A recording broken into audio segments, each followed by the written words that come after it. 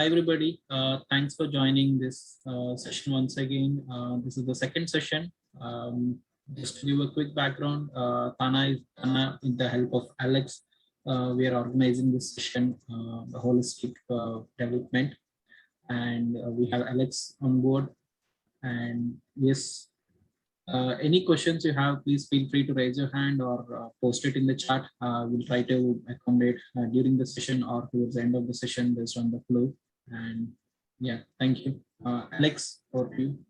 Sure. Thank you very much. And I'm very grateful for having TANA host me on this. So today's presentation, let's share the screen here. Can everybody see me? Yes. Okay, good. So today's presentation will be on Indian fitness cuisine, specifically for the Indian community, obviously, because the cuisine and culture is very different.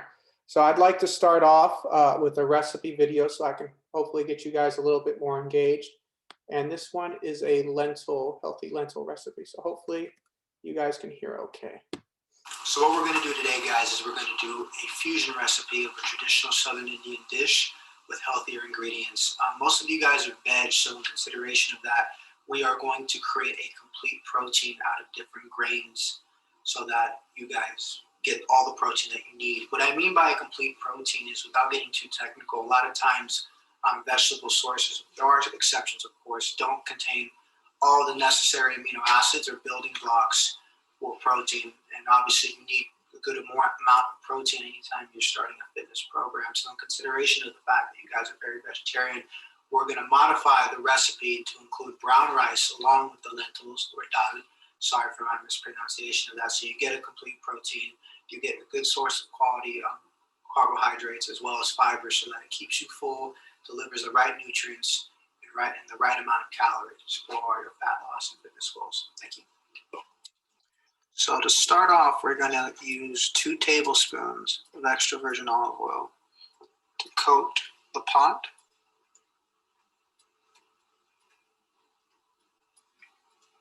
And we're just going to pour it in there. Next, we'll add this was 1 large white onion.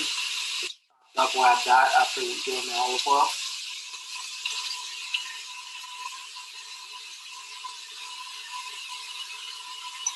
These are 3 to 4 garlic cloves that I minced up. We'll add those next.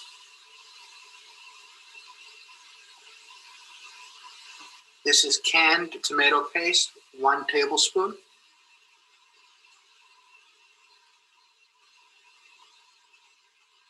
Next, 1 tablespoon of garam masala.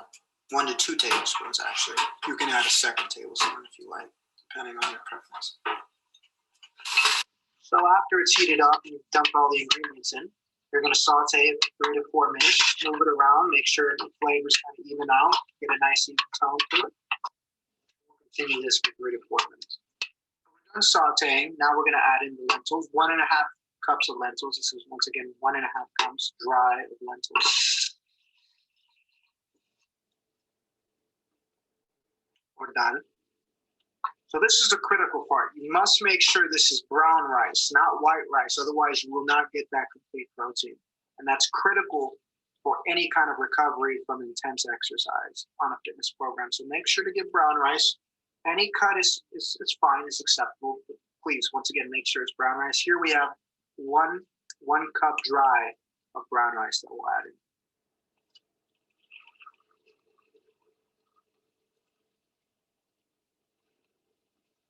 Once the dal and the brown rice has been added, we will add 4 cups of water. So this is 2 cups. So I'll add 1 more after this.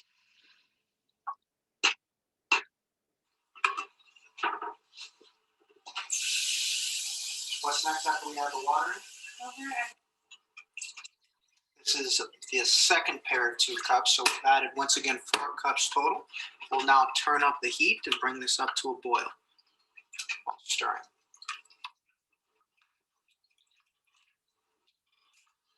So it's up to a boil now. It took about 7 to 10 minutes to bring it up to a boil. So what we want to do now is, once it's boiling, is you want to give it, obviously twirl it around a little bit. Make sure everything's evenly cooked. And then we're going to bring the heat down. And after that, we'll simmer it, which means you put it to a temperature right below boiling. And we're going to cover that 45 minutes. Next time you see us, we'll be enjoying this. So we've let it simmer for about 45 minutes, so we're going to check up on it. Obviously, you want to make sure that there's not a lot of liquid there and that it's fully cooked. So yeah, this is definitely ready to go. It's smelling quite nice, and we're getting ready to eat this stuff. So yeah, we're good to go. So we put it in a bowl. It smells great. We're getting ready to eat it. It's 426 calories. It's healthy. It's very tasty. We can literally smell the taste. My recommendation is make it in the weekend. That way you have plenty of servings for yourself throughout the work week and enjoy it. And I'd love to hear your feedback on it. Thank you very much. Okay, so that is an example of the knowledge that I'm gonna try to teach you today, and then I'm going to be putting into practice. Okay, so I'm gonna give you guys the theory behind everything. I'll try to cover everything. Hopefully, I have enough time, and then I'll give you guys more practical examples. Oh, excuse me, 1 second. 1 second, sorry. Okay, there we go. Let me get this out of the way. Okay, sorry about that. All right, so let's begin. All right, so quick disclaimer. What I'm offering here with holistic development is not medical advice. I am generalizing this information for the TANA community, for Indians, for Telugus. There are always individual exceptions. So if by any point you feel that the advice isn't accurate, or if I'm being overly general, your feedback is always welcome in the comments in the chat room. Okay, let's move on to the next slide. All right, so Alex, sorry, we have a question from Sirisha Parsi. Yeah. Eating extra olive oil, is it good? I would limit it to 2 to 3 tablespoons because you don't want for most people, they want to lose fat and weight, right? So you want to keep the calories somewhat controlled. If he's concerned about it not being enough, not feeling too stuffed, he's going to get plenty of fiber and protein from the brown rice and the lentil in that recipe. So that's something I'm going to cover. And if we can, if it's not too much trouble, if we can save the questions towards the end, I'll try to spend as much time as needed for anybody who has questions. Does that answer his question? So about 2 to 3, I wouldn't go more than 3 tablespoons for the extra virgin olive oil. Is that good? Yeah. Okay, cool. So these are some examples of some of the recipes I've made with holistic development. Here we have, on the left, we have some roti, I believe, with spinach. To the side here, we have some vegetables with some fruit. And on the third one here to the right, we have black rice, which I believe has a little bit of chicken. It may be something else. That was a picture from Sunil, but I like this one because it shows the black rice. Okay, so just to review, for those who weren't here last week, who didn't see the presentation, just some basic philosophy with how we define things with holistic development. Health is not just lack of disease, okay? It is strength and vitality, physical and mental well-being. If you don't have strength and vitality, you're not going to be able to enjoy your life to the fullest because you'll be too weak. Fitness is the act. Don't think of fitness as like Arnold Schwarzenegger on a beach. Fitness is the act of enhancing your health. Okay, so fitness specific to this community should be thought of as enhancing your health. Okay, and as true healthcare, right? Conversely, disease, right? The medical industry can be thought of as disease care. When you go to the doctor, you're not usually going there to enhance your health. You're not trying to run quicker. You're not trying to jump higher. You're simply trying to get rid of a disease, right? So that's also known as disease care or sick care, okay? Disease, not always, but in this context can be thought of as lack of health, okay? Health debt, health bankruptcy. Last week, I compared health to money, right? Even though health is not measurable like money. So if you spend more health than you have, you'll go into bankruptcy or debt. Just like if you spend more than you earn, the same thing happens. All right. Core message of last week's presentation. Do not overwork yourself, okay? Generally speaking, again, there are always individual exceptions, but generally speaking, that is a big issue and root cause of a lot of health issues with this community. Because you guys are very hardworking, you're committed to your employers, to your children, to your parents, to your community, to your friends, and a lot of times you over deplete yourself. You spend more health than you have, which can lead to disease.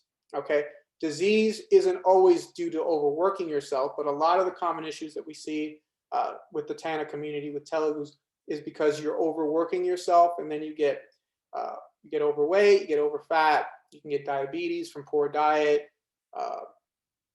cancer from being overly stressed, a heart disease from having too much fat in your bloodstream. A lot of the root causes of this is overworking yourself. Okay, it's not having a gym membership. It's not because you don't have a personal trainer. It's because many of you are overworking yourself. Exercise should not be thought of as selfish. You can only give what you have, right? I gave the analogy of sharpening the saw, right? The more you sharpen the saw, the more efficient you're going to be. So the more energy you have, the sharper you are, the stronger you are, the more calm and concentrated you are from not being overworked, from having fitness, the more efficient you're going to be with your work, and the more you're going to be able to give back to those you care about. Okay. In order to do that consistently, you need to get your life priorities properly organized. Again, if you're overly busy, if you don't have time, you're not going to be able to be successful in fitness. I gave the analogy of don't leave the suitcase overstuffed, right? If you're trying to add this new thing in, which is called fitness, you have to organize the suitcase you have, the suitcase in this case being an analogy for your life, and the things already in it being your pre-existing responsibilities. Don't just try to add fitness in. That's not going to work. You're going to be inconsistent, and you're going to start and stop, which is the most common problem. What you need to do is look at your life, go on Google Calendar, find time for fitness, unstuff the suitcase, so to speak, and then add fitness in. That is going to be the foundation for your success. It's also going to apply with how you eat. Make fitness, again, fitness here is not just exercise, but also nutrition in this presentation. Make it as relevant to you individually, culturally, as practical, as easy as you can, and as sustainable. You have to like what you're doing, okay? If you don't like what you're eating, if you don't like the exercises that you're doing, you are not going to do it consistently. It's not going to be successful, and it's going to be a waste of time and energy. So it has to be relevant to you, practical and sustainable. Same thing goes with eating.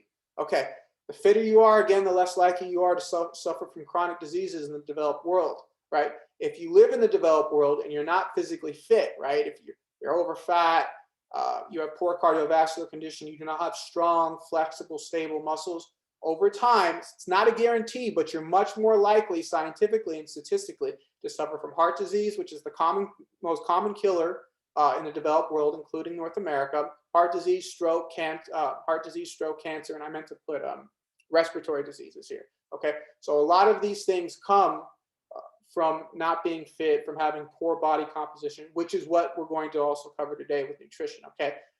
Not a surprise, regular exercise consistently is scientifically proven to drastically reduce the occurrence of many of these diseases. Okay, diseases being cardiovascular disease, which includes stroke, cancer, respiratory diseases, diabetes, kidney problems, organ failures, etc. All right. By avoiding these diseases, again, I gave the example last week of trying to get this idea of fitness being about a sexy guy or a woman on the beach, right, lifting weights or whatever. It's not about that at all. What it's about is, most likely for this community, is about being there for your family, okay, and not being a burden to your kids later on.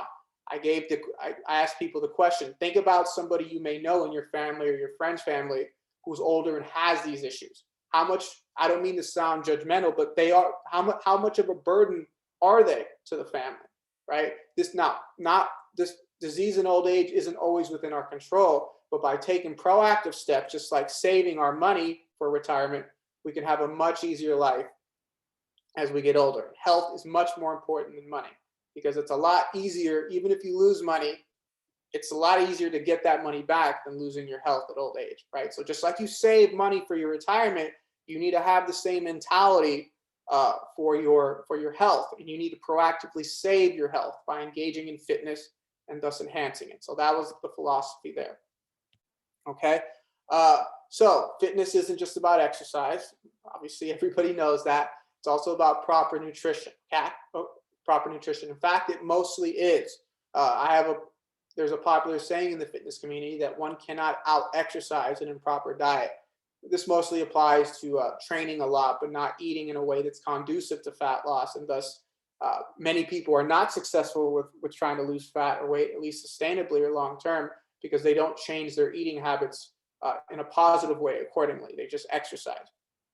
Okay, 60 to 80% of successful weight loss comes from nutrition alone. It increases your lean body mass, which is mostly muscle. It's also other things, but in this presentation, we'll keep it to muscle. Decreases fat or adipose tissue. Just like exercise, proper nutrition, this is critical. It has to be these things, okay? Otherwise, it's not going to work long term. Sustainable. You have to enjoy it. Practical and flexible. If you're traveling, right, your eating habits need to change accordingly, right? We can't just have a meal plan that works while you're at home, right? It has to be individualized. If there's certain foods you don't like, we don't want to include those, right? There's certain foods you need, we need to include those. And obviously culturally compatible. Whenever I'm working with a Telugu client, I'm not going to be trying to get them to eat steak or chicken breast or many eggs and stuff. It has to work with their culture. It's very important. Reviewing here, fitness is about training. We covered that last week. Lower down the pyramid is nutrition. It can be thought of as dynamite for fat loss or weight loss, or building blocks for muscle gain, right? If you have land and you hire a construction crew, but they have no materials to work with, they're not going to be able to build muscle. Same thing with nutrition, okay? Next week, we'll cover accountability and get a little bit more into consistency. But today, we're going to obviously be talking about nutrition. All right, so the basics of nutrition, right? Food is needed as an input of chemical energy. We need it for nutrients and survival. Nothing surprising there. The basic unit of measurement for food is a calorie. Food, thanks to our modern society in the developed world, including North America, is plentiful, right? This obviously wasn't the case in the past. We've come a long way, right? In our prehistory, right? Most of us, well, not us, but our ancestors were hunter-gatherers. I imagine that was a very hard life, right? All of their working time was just spent on gathering any shrubs that they could eat that weren't poisonous, that wouldn't kill them, that probably weren't very sweet or tasty, and and the texture was probably very rough, and obviously hunting and killing animals for food. Then we moved on to agriculture, and finally we're at in the modern world where food is plentiful because of supermarkets and industrial agriculture. In prehistory, most humans died from lack of sufficient food. The discovery of agriculture, for those who don't know, was the foundation of human civilization, right? Humans can now gather into larger communities, which eventually led to cities because they didn't have to go out and hunt for food. What that really meant fundamentally is that it kind of created a financial system of calories, so to speak, right? What I mean by that specifically is now humans wouldn't, with agriculture, they could store calories in greater abundance than their bodies would be able to allow them with fat, right? They could store grains and then harvest those grains later on. They weren't just limited to what their physiology could store. Hopefully that makes sense. Obviously, in the developed world, death due to starvation is extremely low. We have the exact opposite issue. We'll get into that later. Fundamental message here: the design of our physiology, the way our bodies work, our metabolism, do no longer suit our modern environments, because we grew up, we evolved in environments that were very harsh, but there wasn't a lot of food. Okay. So that leads to this. Human physiology or metabolism was designed to deal with prolonged environments of caloric scarcity. Food was hard to come by, not caloric surplus, right? We didn't have gas stations or supermarkets or farmers markets 10, 15,000 years ago, right? Fat, what is fat? Why do we store it? Is our energy savings account in the body, right? During periods of starvation, the body will dip into fat stores to liquidate energy, just like many of you have an emergency fund. So if any of you fall into bad luck and can't work, you're going to use your emergency fund or your savings to pay bills. Same thing with fat in our body. Think of fat as kind of money in this case. It'll help you understand it, right? It's how we store energy for future use if we need it, right? Because of that, we are genetically hardwired to be physically lazy. We're sitting down or sleeping, just like you ever drive by the countryside and you see cows resting, right? They're trying to conserve energy. Same thing with us. So we're Exercise doesn't come natural to us. In fact, in many ways, it's very unnatural because we're purposely burning calories. No animal does that. Very few animals probably do that out in the wild, right? So we're genetically hardwired to conserve calories. We are also genetically hardwired to crave yummy things, fat, sugars, carbohydrates, salt. These are things that were extremely rare and were considered luxuries, certainly in prehistoric times, but also in ancient times, right? So because these things were so rare in the past, we naturally crave them, and our bodies don't understand that that those things are abundant. So that's why when you're stressed, you may crave fat, sugar, or salt, right? There's a reason for that. Because of all these things, many of us struggle with excess weight and fat. It's not our fault. Again, our physiologies are not designed to deal with this modern environment of caloric surplus, right? There's plenty of temptations. Our body stores these extra energy as fat again, and our society often preoccupies us with work and stress, where we're sitting down and we're stressed. And when we're stressed, our body interprets that as a threat to our survival. So it encourages us to eat food. That's why many of us get cravings after a hard day's work in the evening.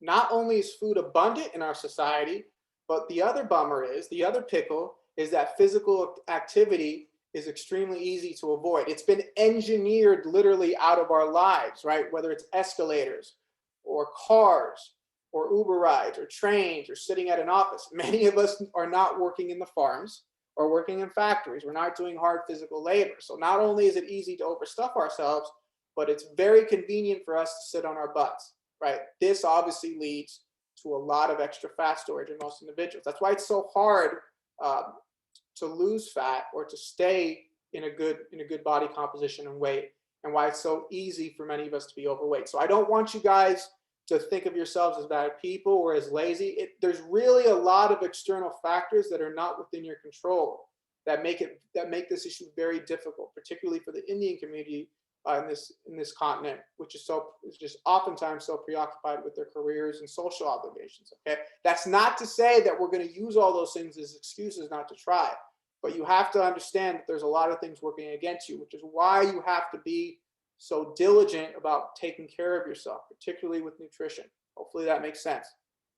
Our bodies were not designed to store fat, excess fat for long periods of time, months, years, decades. That's why in the developed world, we see so many issues like heart attack, stroke.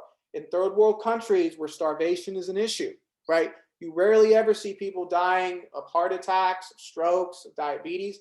These are symptoms of the facts that our bodies are not designed to hold extra fat for long periods of time.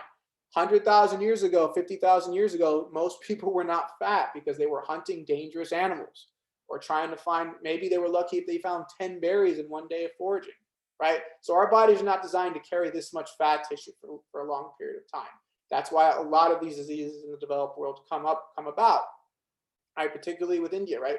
We have heart disease is the #1 killer, stroke, diabetes. Again, none of this should be surprising.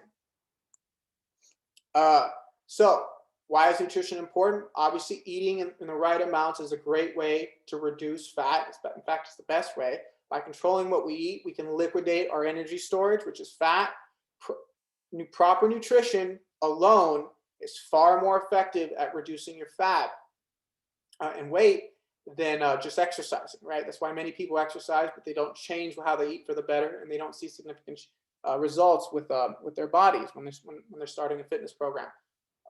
This should be no surprise. Obviously, if you combine proper nutrition with the right exercise, you're going to get even more positive effects.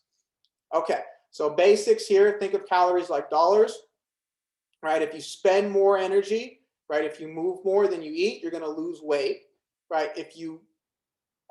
However, if you eat more, which is what most of us do, then we move, right? If you eat more than you expend, move, you're going to gain weight, right? Again, fat is how our bodies store energy. Think of it as a banking system, a financial system for calories. I don't want to simplify this, however. Weight loss should not always be thought of as good, right? If one simply reduces what they eat without resistance training or strength training or weight training, whatever you want to call it, A lot of times up to 50% of weight loss can come from reduced muscle tone, which is not good, right? So that's why you should never crash diet, because a lot of the weight you're going to lose is not going to be weight that you should want to lose. The reason for that is reduced muscle tone leads to lower resting metabolic rate, or RMR as the acronym. We're going to get into what that is in the next slides. That's very important. That's resting metabolic rate is the foundation for good body composition and fitness, okay? Conversely, weight gain should not always be thought of as bad, okay?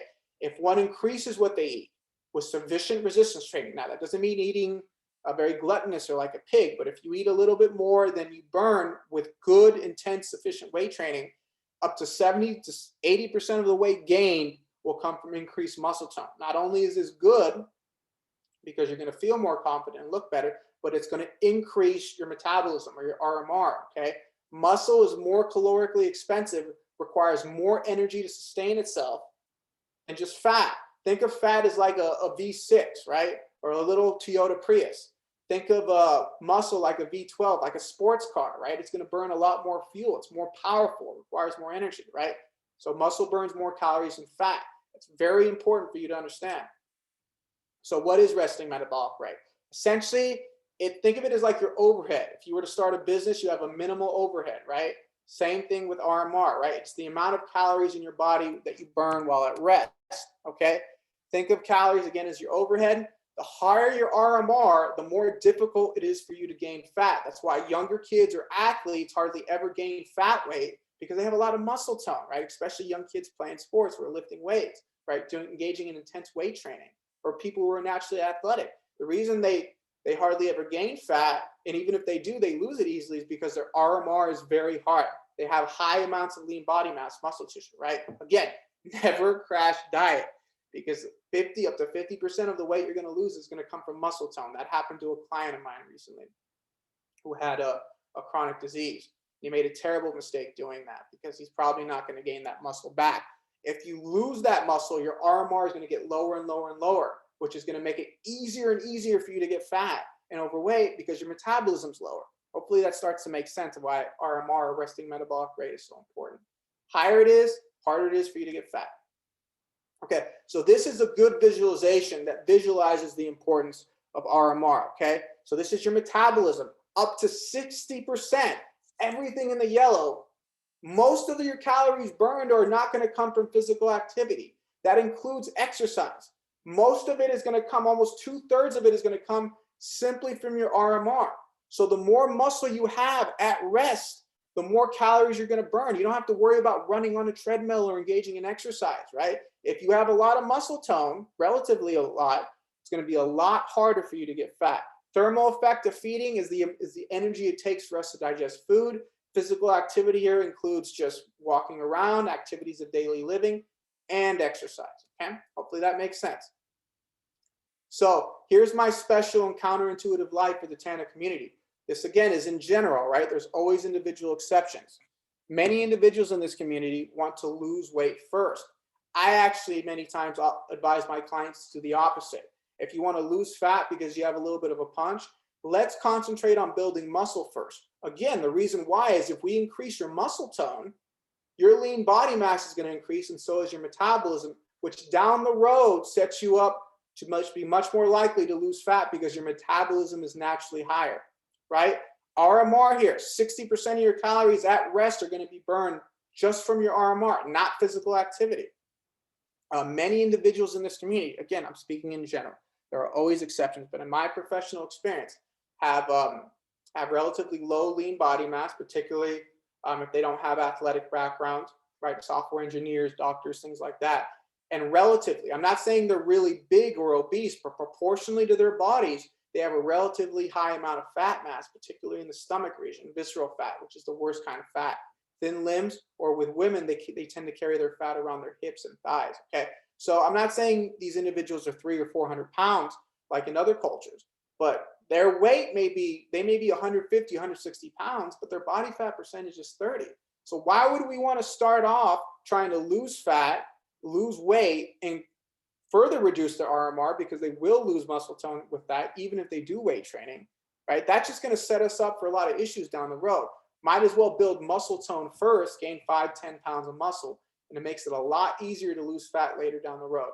And this has nothing to do with weight. We're talking about muscle tone and body and fat mass, okay? So remember, low muscle mass means low RMR, makes fat loss harder. Best general approach is to gain muscle first, raise your RMR, raise your metabolism.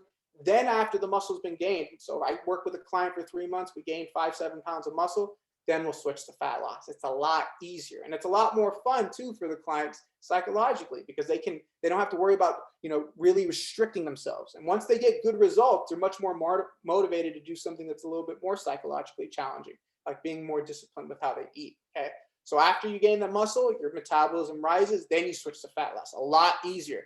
I'm amazed that many fitness professionals don't talk about this. It's very important for the Indian community. So if you want to lose fat first, if you want to lose fat down the road, concentrate on building muscle first. Okay, again, this is general advice. The reason for why that is if you don't have a lot of muscle to begin with, and you already have a lot of fat, if we concentrate on losing fat first, you're going to lower your metabolism. You're going to shoot yourself in the foot. It just makes it really difficult. Okay.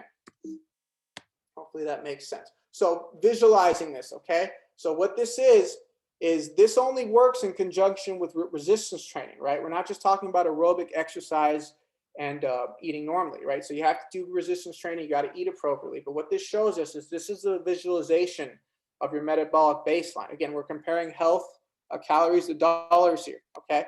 So RT means resistance training.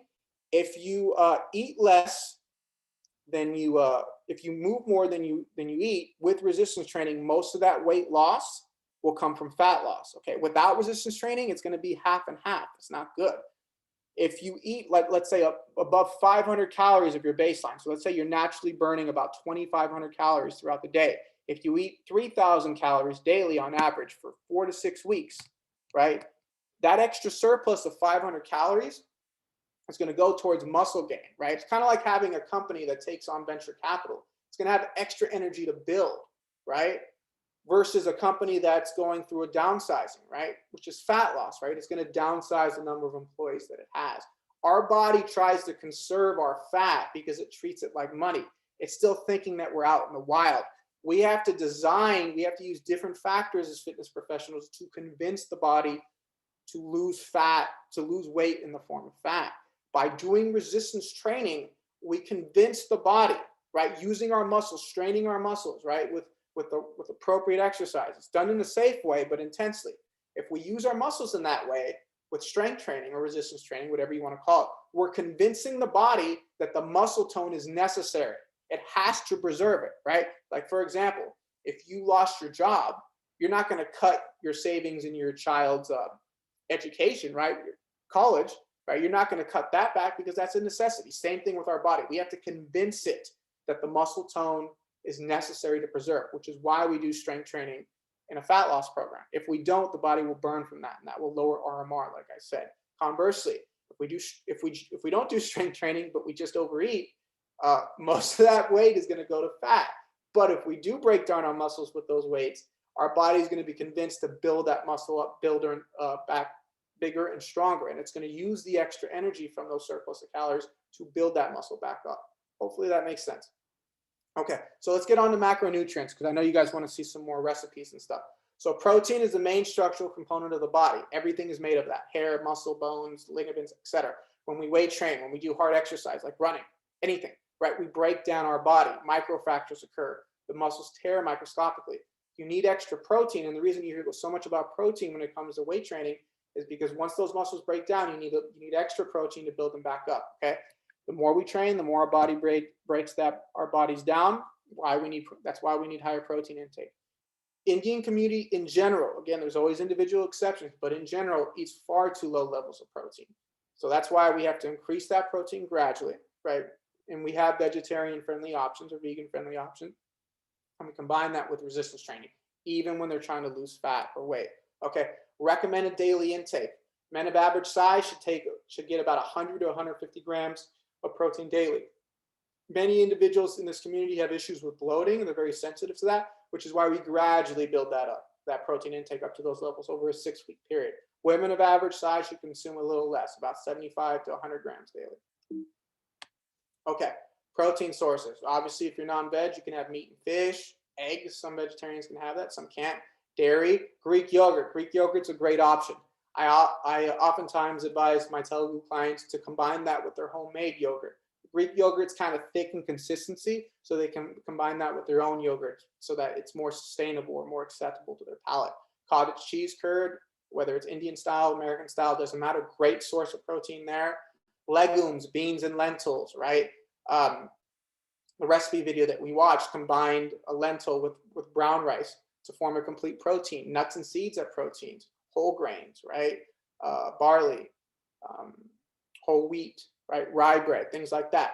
Protein powder. Sometimes if clients are struggling to eat enough protein or they just don't have time to eat whole foods, I'll advise a protein powder, whether it's whey, which is derivative of cow's milk, casein, same thing, comes from cow's milk, egg white protein if they have dairy allergies, or pea plant protein. That's one example of a vegetarian protein source if they're very particular about that. Okay, for vegans, for vegetarians, this is what the recipe video that I made showed. You can make a complete protein. A complete protein contains all the essential amino acids the body cannot produce by itself. Amino acids are the building blocks of protein.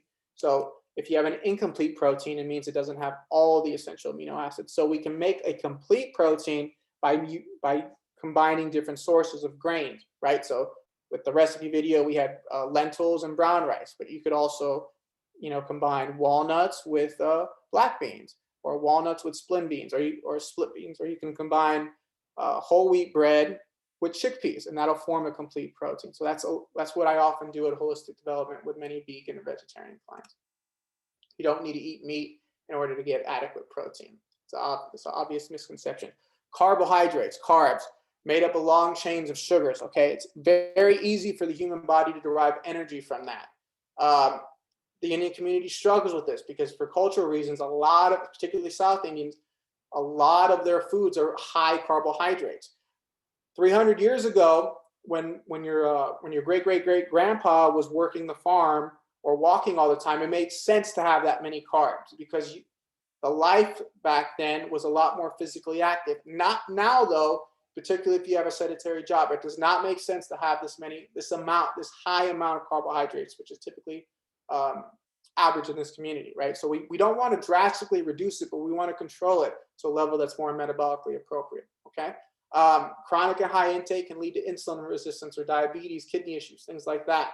Recommended daily intake. Men of average size should consume about 125 to 150 grams. Women, 100 to 125 grams. Again, when I work with clients at Wholistic Development, we gradually reduce this because if we reduce it too quickly, a lot of times people suffer from low energy intakes or headaches. So we don't want to change that too quickly. Optimal carbohydrate sources, black rice there, that's one of my favorite. Red, brown, wild rice. Don't go with white, it's not very nutritious. Oats, quinoa, buckwheat, whole grain flours. So if you want to make rotis or other things, parathas, whatever it is, try to combine it with wheat, rye, barley. Use different types of grains that are more whole and nutritious and that have a lot of fiber. Legumes are an excellent source of carbohydrates. Really good source of protein too. Back to one of my favorites. Fiber is also a carbohydrate, but it's indigestible. Our body cannot derive energy from that.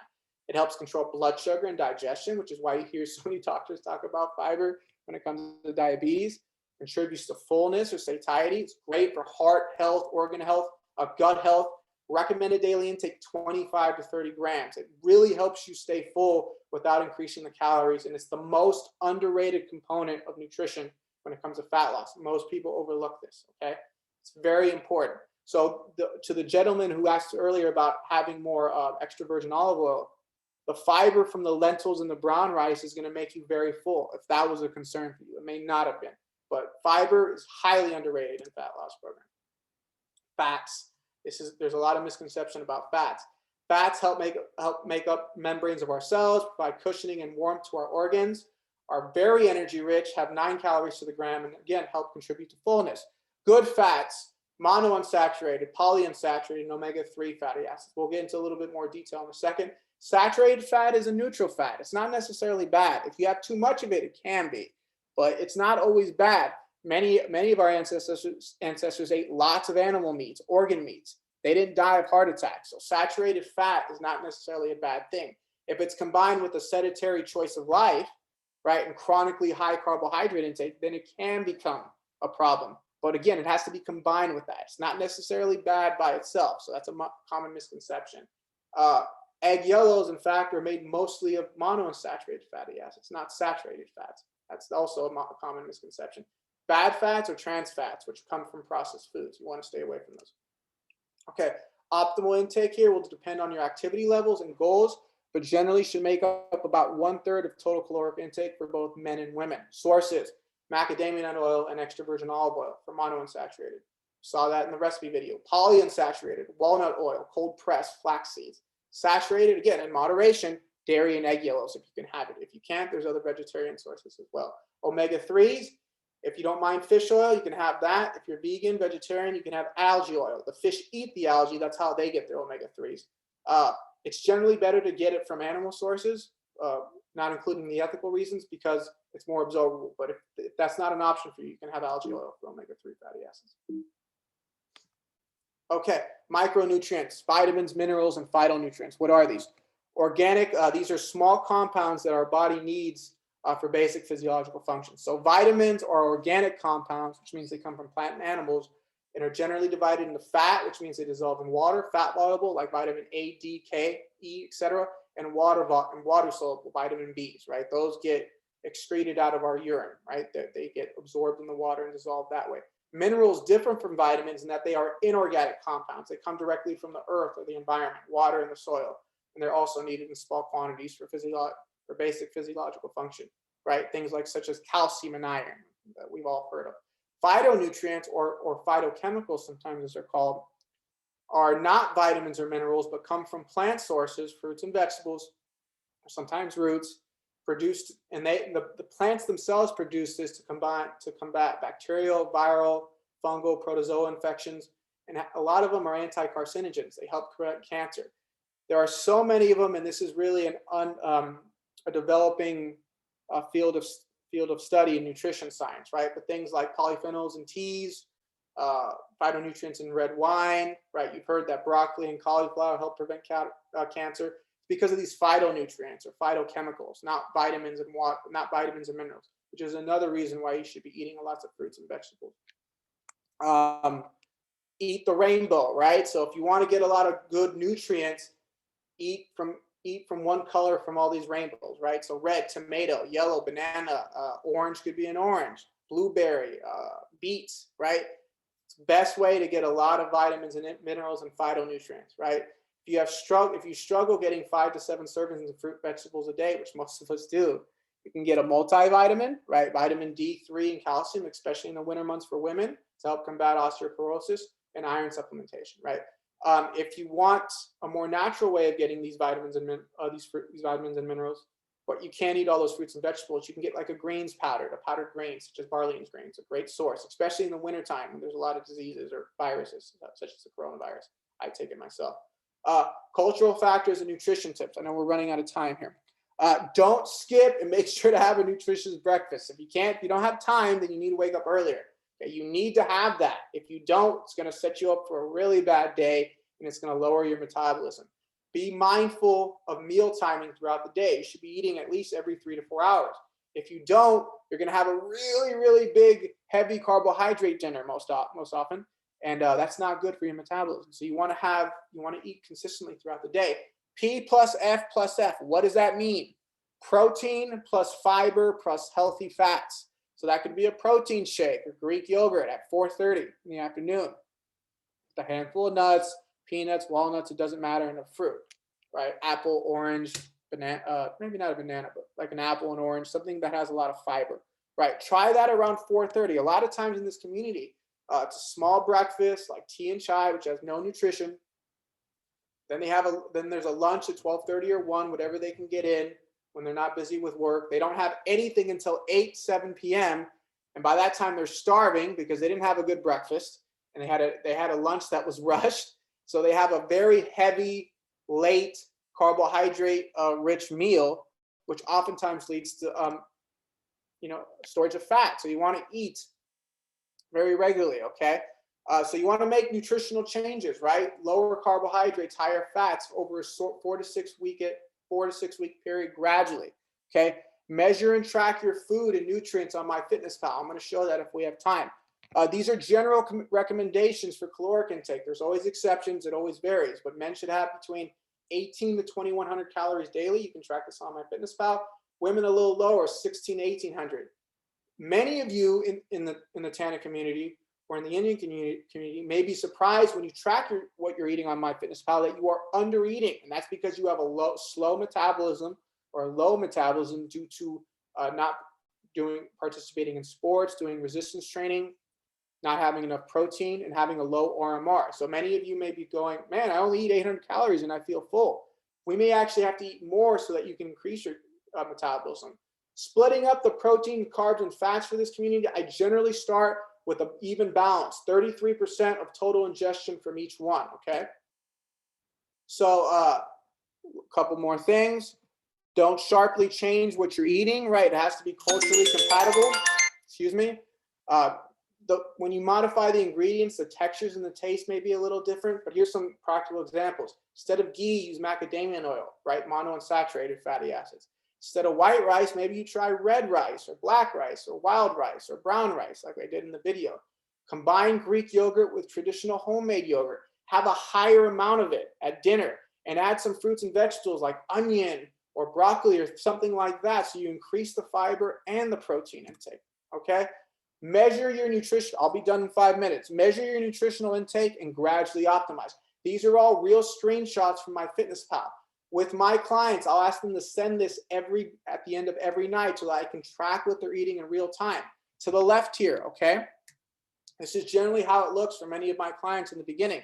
Very high in carbohydrates, not a good balance. Gradually, we want to bring that to a balance, right? 33% intake, right? Where they're having less carbohydrates, balanced amount of fats, higher protein intake. We track that here, right?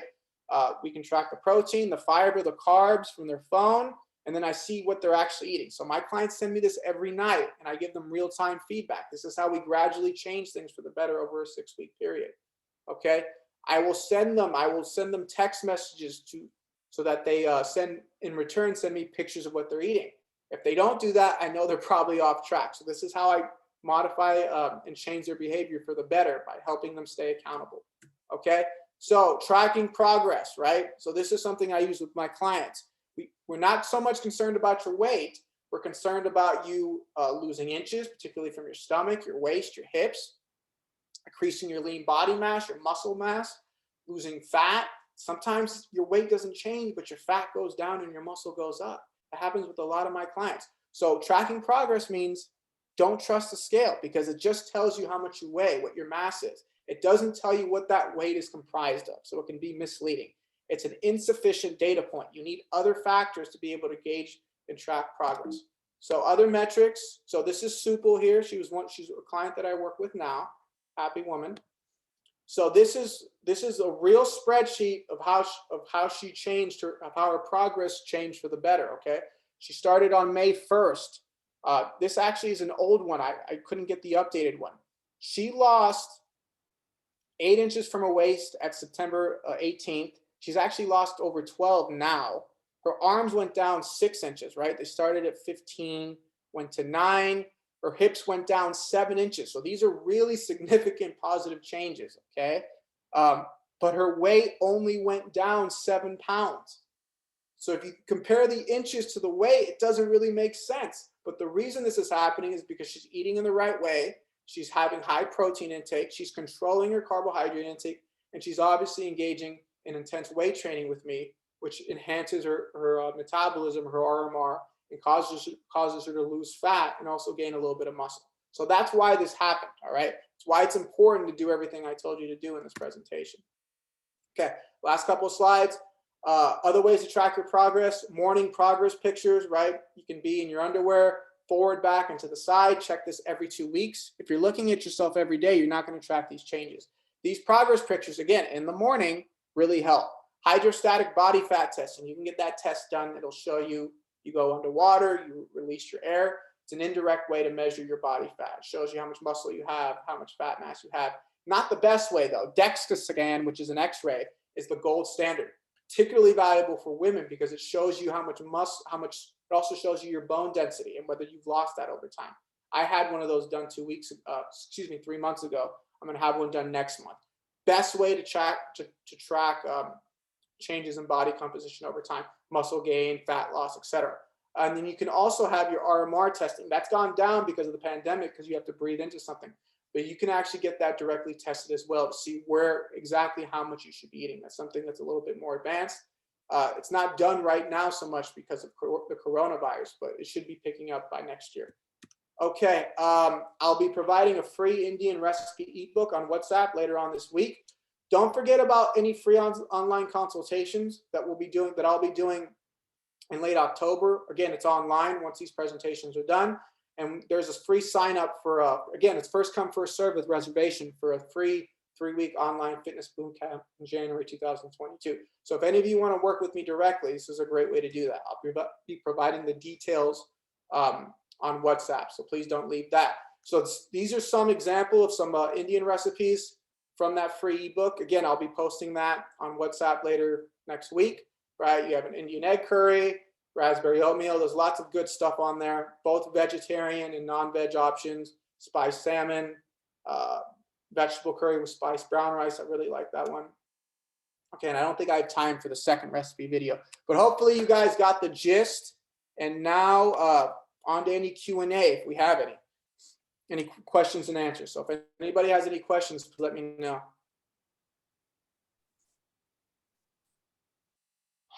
Yeah, thanks, Alex. That was definitely a good information. A lot of information, particularly I'm a vegetarian, so I'm more interested in vegetarian recipes.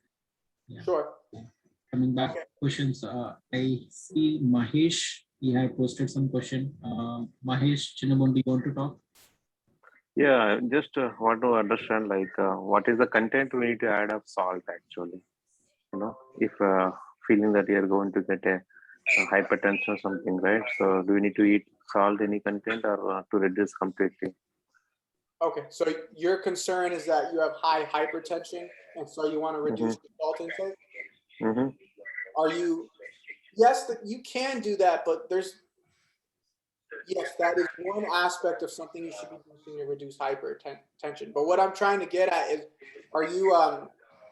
if you are overweight, if you have too much fat tissue, the best way to reverse heart disease or to prevent it is to increase your lean body mass, muscle mass, and decrease your fat tissue. That's the root cause. All these other metrics are secondary, right?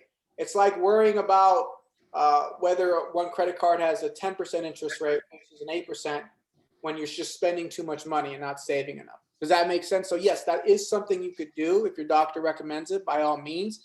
But what you should be concentrating on is, if heart disease is a concern for you, is reducing the total amount of fat that you have in your body. Because if the less fat you have, particularly around your organs, the less fat you're going to have in your bloodstream circulating, which means there's going to be less likely that one of those arteries are going to clog in your heart or your brain. By eating in the right way, as I described, by exercising intensely with resistance training and cardiovascular exercise, you're going to fundamentally reduce your chances of getting a lot of these diseases. So you can start with salt, but there's reducing your salt intake, but there's many more effective ways to do that, which is what I covered in this presentation. Did that answer your question? Yeah, I have one more question. That to increase the muscle, right? Yeah. So for that, basically, we need to eat more proteins, right? So to get the proteins, we need to follow almonds and walnuts, and salmon. These are all things we eat. That is, we can do that. But is there a way we can recommend to drink like a protein powders? We can add that with the milk or water we can drink. Okay, great question. And I'm really glad you asked me this question because this touches on something that I didn't cover in this presentation. You are not, can everybody still see my screen? Yeah? Okay. You see this diagram here? Do you see it? Yes, go ahead. Okay. So yes. You are not, just because you have extra protein doesn't mean you're going to increase muscle. Okay. That's a half truth. You are only going to increase muscle if you have extra protein with extra calories while doing resistance training. Okay. Our bodies think of it like having a difficult employee, okay? You have to convince them to do something, right? Our bodies are the same way, right? They're stubborn. Our bodies are not going to build muscle unless it has a very good reason to do it, okay? If you simply have more protein, but you don't engage in resistance training or strength training, right, weights, your body's going to have no reason to build extra muscle. So if you have extra protein, unless you're having really, really low amounts, increasing your protein alone is not going to increase muscle mass. You have to combine that with resistance training and extra calories, right? A company can't grow unless it has a surplus of resources. Same thing with your body. If you're not engaging the right, if you're not sending it the right input signal with the proper training, you're not having enough calories. And if you're not having enough protein, which are the building blocks of muscle, you're not going to build muscle, right? You have to have all of those factors. Just having extra protein alone isn't going to do it. So unfortunately, there's no quick fix, right? That's one of the reasons people unfortunately abuse like anabolic steroids and stuff, because they're looking for a quick fix. That's not the case with this. You have to do all three. If you just do one, it's not going to work. Does that make sense? Hello? Okay.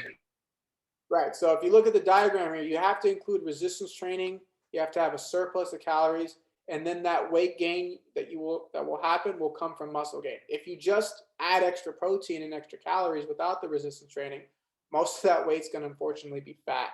So please understand that. It's very important. Thank you, Alex. No problem, Mahesh. Thank you for your question. Any other questions? Alex, I have one question in person.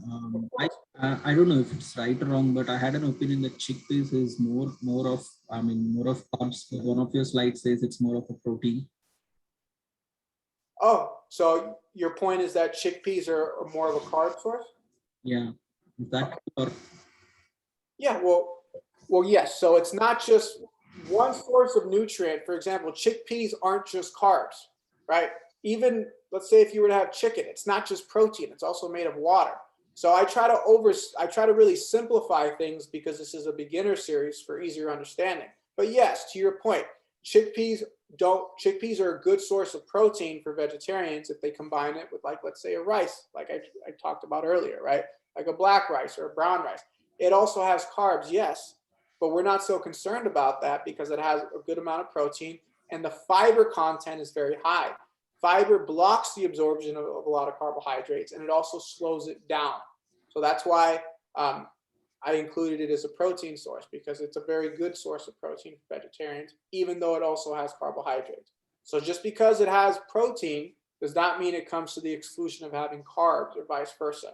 In reality, a lot of these foods are a mixture of different things. They have proteins, fats, etc., or carbs and proteins, right? It's not just one thing. So please don't oversimplify that. But yeah, that's a good point. Thank you for bringing that up. I appreciate it. because I'm not sure if it is practice for others. So a boiled chickpeas with just salt. So that would be, people eat that. So you're saying like chickpeas with rice or something else is good, but Yeah. not. So let me bring. You can still see my screen, right? Yes. Yeah. Okay. So this is what I'm talking about. So you have chickpeas here, which is a legume, right? So instead of just having chickpeas by itself boiled with salt, what you could do is maybe have a low sodium or add some other spices to it. And you can combine it with, let's say, almonds, right? Or cashews. Or let's say you can combine the chickpea with maybe like a whole wheat roti, right?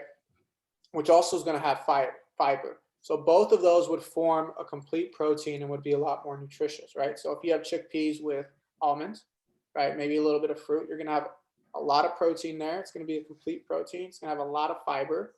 Not going to be that many calories, and it's going to fill you up, especially with the nuts, which have healthy fats, right? As opposed to just having the boiled chickpeas alone. Does that make sense? So for example, tonight or this weekend or tomorrow, you could have the chickpeas with cashews. You could have it with some roti or buckwheat or something like that, and it'll form a complete protein. And you'll try that. Try to have that with, like, let's say a roti, right? With whole wheat roti. You're going to feel a lot more full, and you're not going to need that much of it to feel full because it's going to form a complete protein. Does that answer your question, sir? Yeah. Okay. Any other questions? I see another question from Sri. course. I think you get I mean, her question is, I think, do we get the recipes? Yes, I think Alex will share this PDF or the document maybe in a week. So we should get them in WhatsApp. I'm sorry, could you repeat that? I didn't understand. What was the question? There was a question like, do we get these recipes? Oh, absolutely. Yeah. So I'll be sending the link on the WhatsApp group, and it's free, right? You don't have to pay any money, and you just download the recipes. So it's just a little landing page. You can get all the recipes will be there. I made them myself, okay? And I've used them with all my clients, including Supal and Suresh, and they work very well. If anybody has any questions too, if they want to contact me privately, you can just reach out to me on WhatsApp. I'd be more than happy to answer this. This is my passion. It's not just my profession. So please, if anybody has any questions or concerns, or they feel like their situation is somewhat unique, please don't hesitate to reach out to me. I'm just doing this as a general beginner introduction for the community, because I feel like a lot of these things, a lot of both exercise and nutrition in the previous two presentations I covered, are not, many fitness professionals don't relay it to this growing demographic. And I feel that's a mistake, which is why I'm doing it, because many people in this community should be knowing about these things, how to modify what they're eating for this new time and land, right? I created another thing I could do is I wrote a 30-page article that goes in much more detail about all of these things. I'll include that as well into the WhatsApp group next week, and it covers more cultural factors.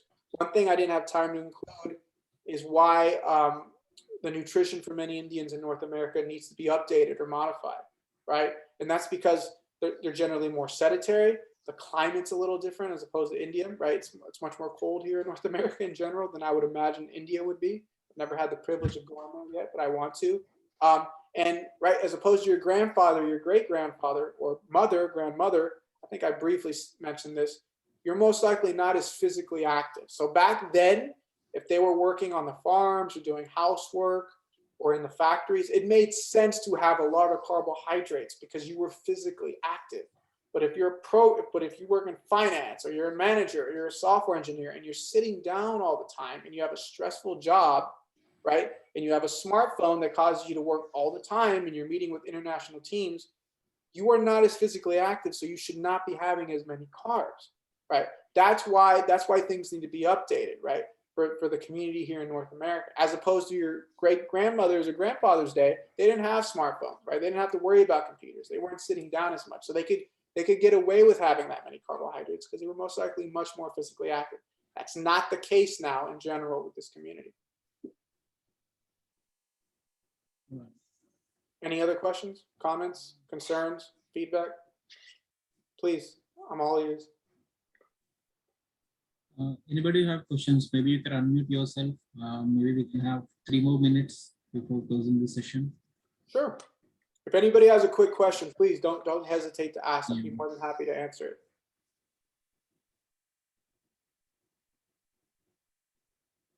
Anything? I think we should be good.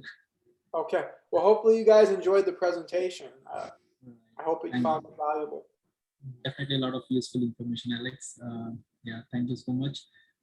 Everybody, I think you can post the questions in WhatsApp group as well. I think Alex. Yes, please do. I'll look at that. Yes. So yeah, to wrap up, I'll be sending the link for the recipes. Okay. I'll be sending the link if anybody wants a free consultation at the end of October once these presentations are done, and also for the free boot camp. And I'll also be sending a link to that 30-page article if anybody wants to dive into deeper detail. You can always reach out to me privately too on WhatsApp. Just don't be shy. I'd be more than happy to help you. Also, next week, for those of you who are interested, we're going to be covering more about consistency, stress management, pain loss, right? So if you look at here, the foundation of fitness is good accountability, staying motivated so that you can be consistent, okay? We're also going to be covering pain loss. So if you have injuries or pain in your shoulder, your knees, or your back, and you can't engage in intense training or resistance training, weights, I'm going to show you ways how to get rid of that without having to rely on a physio. So that's usually very popular. So I'll be covering that in detail. So stress management, goal setting, continued motivation, and pain loss, and stress management. that's going to be the subject of next week's presentation. So hope to see you guys there. Thank you. See you next week. All right. See you guys next week. Thank you for your time. Bye-bye.